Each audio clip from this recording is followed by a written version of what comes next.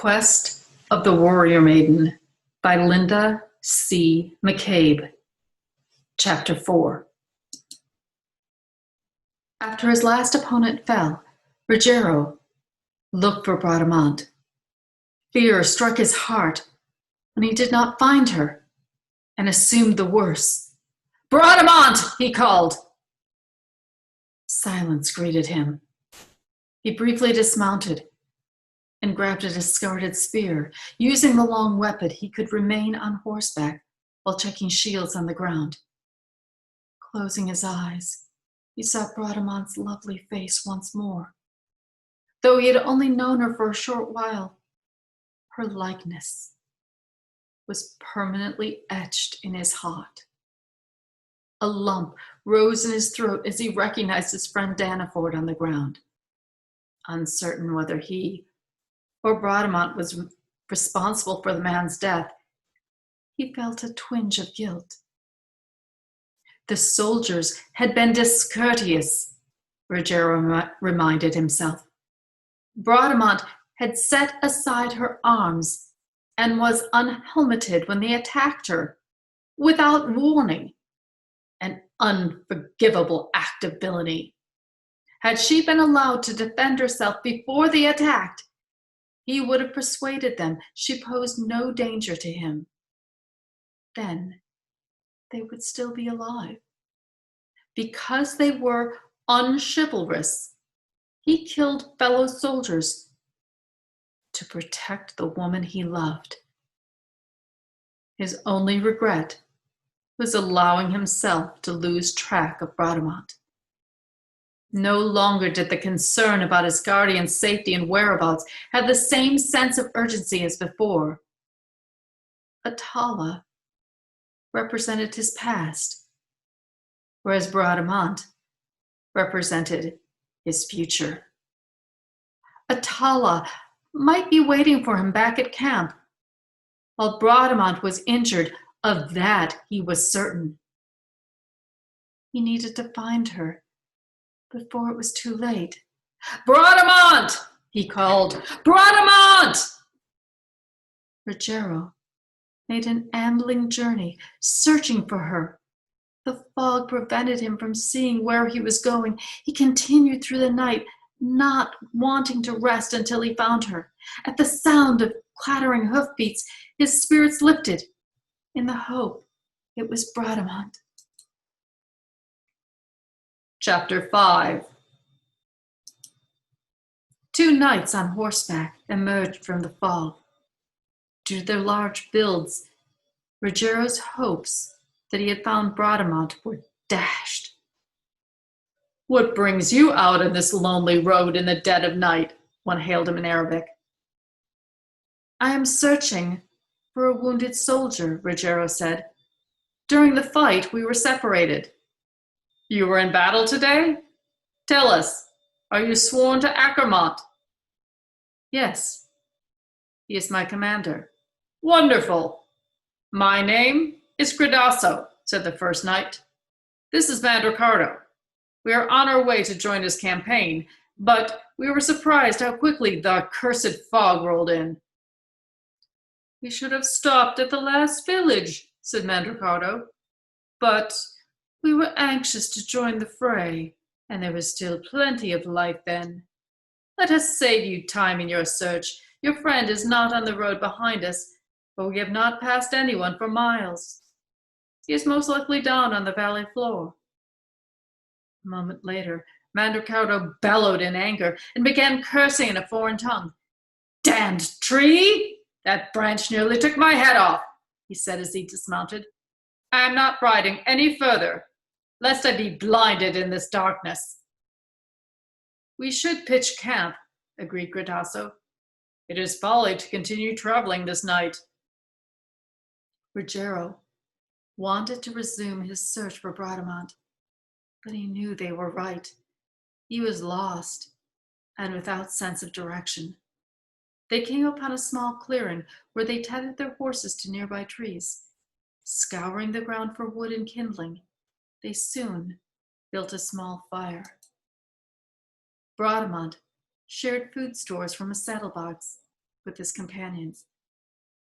Sitting on a hilltop and gnawing on dried mutton with two strangers was not the celebratory feast he had imagined earlier in the night. "You have not told us your name," said Gradasso, as his teeth tore into the leathery strip of meat, "nor what territory you rule."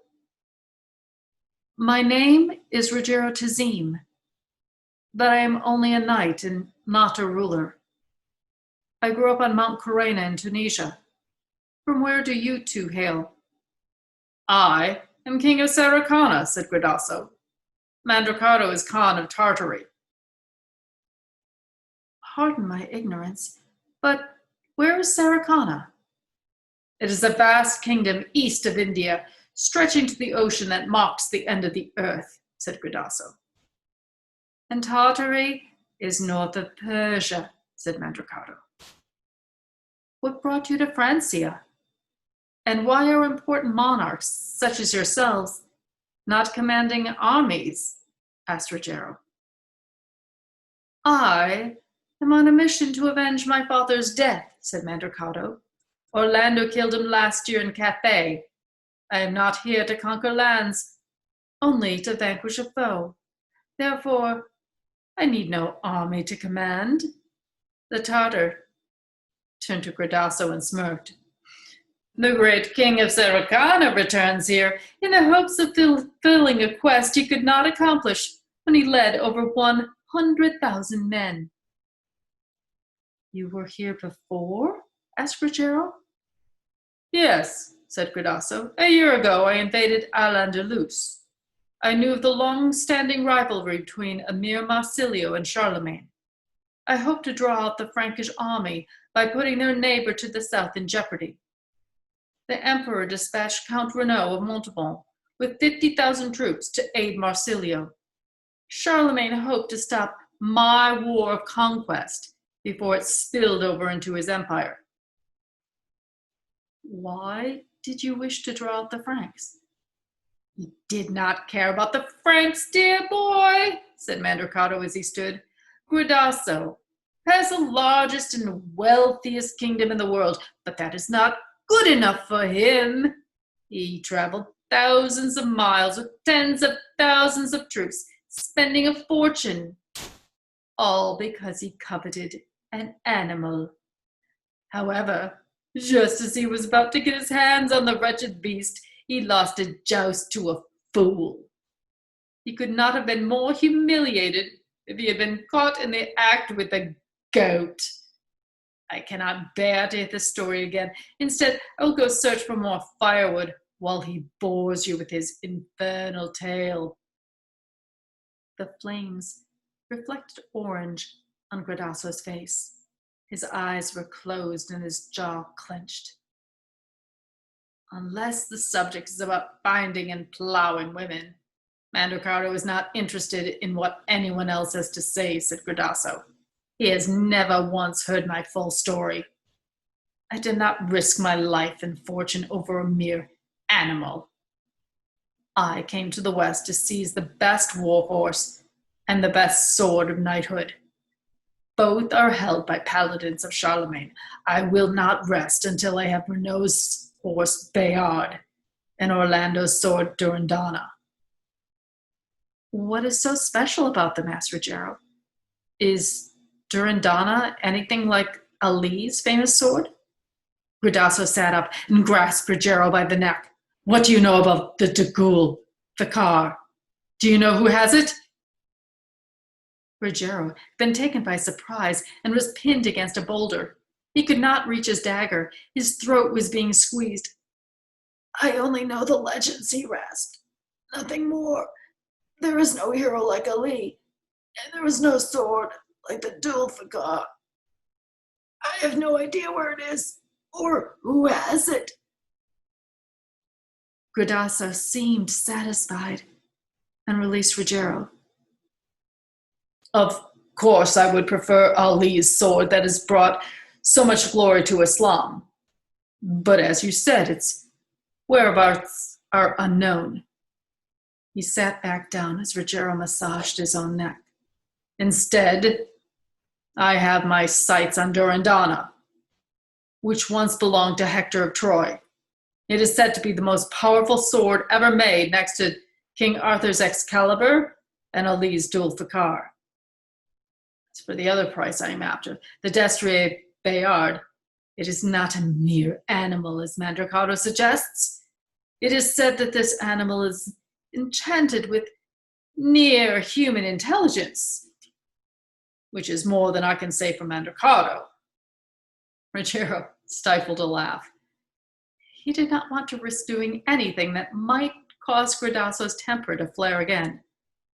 Bayard and Durindana are the two most coveted accoutrements of knighthood. I must have them. Gradasso poked the embers of the fire, stirring sparks into the air. I fought Renaud outside Barcelona. He was the fiercest opponent I have ever faced. I would have beaten him, but he had the advantage of a superior mount. I challenged him to a proper duel on foot. I promised to end the war, release all my prisoners, and leave the West. The ownership of Bayard hung in the balance. Did he agree? Asked Ruggiero. Of course. Had he not accepted, he would have been seen as a coward. We were to meet on shore the next morning alone, armed only with our swords and shields. I showed up and fought with what I thought was Renaud. Just as I was about to deliver the death blow, my opponent disappeared like a puff of smoke. Sorcery? That is my belief. Some men swore they saw Renaud on board a ship sailing away.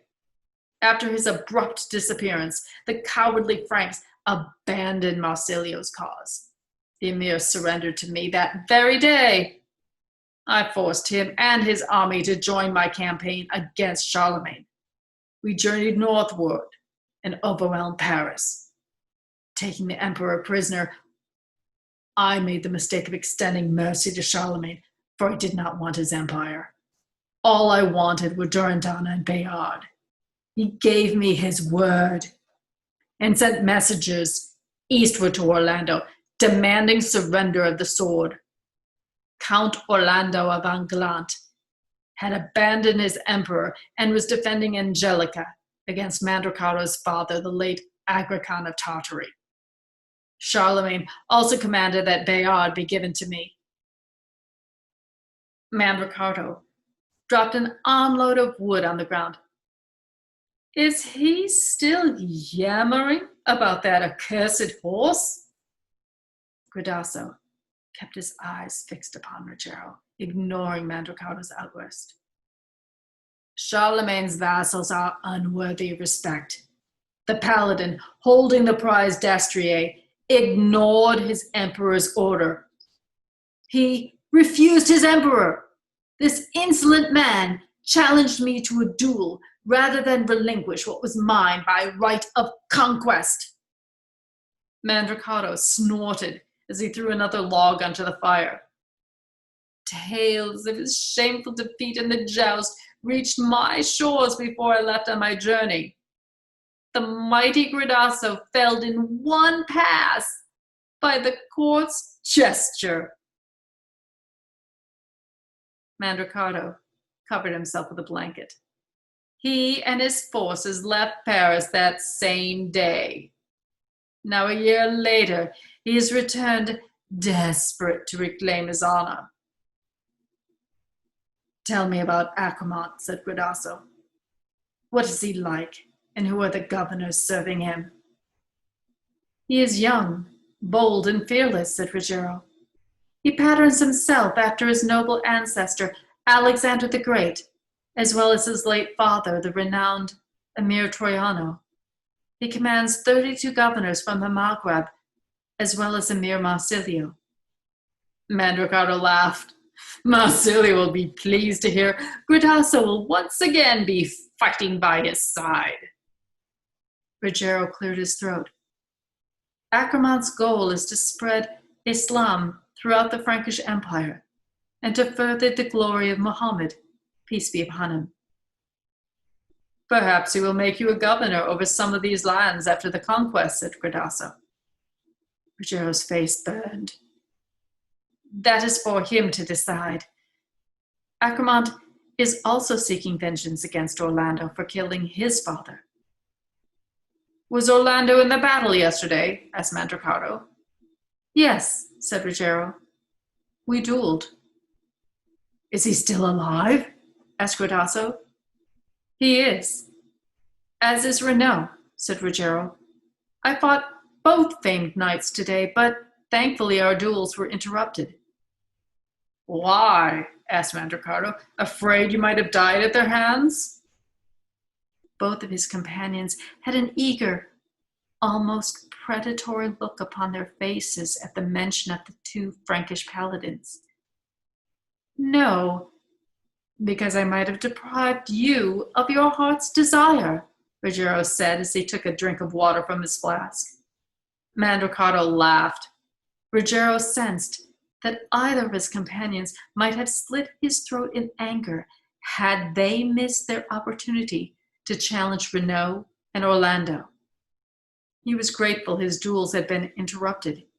Had he killed any of Bradamante's kinsmen, she might never forgive him. Both paladins have returned to Charlemagne's service, murmured Gradasso as he leaned against a boulder. While Ruggiero spoke to Gradasso of the other commanders in the campaign, Mandricardo rolled over and drifted off to sleep. Gradasso questioned Ruggiero relentlessly through the night. He wanted to know the reputation of every governor.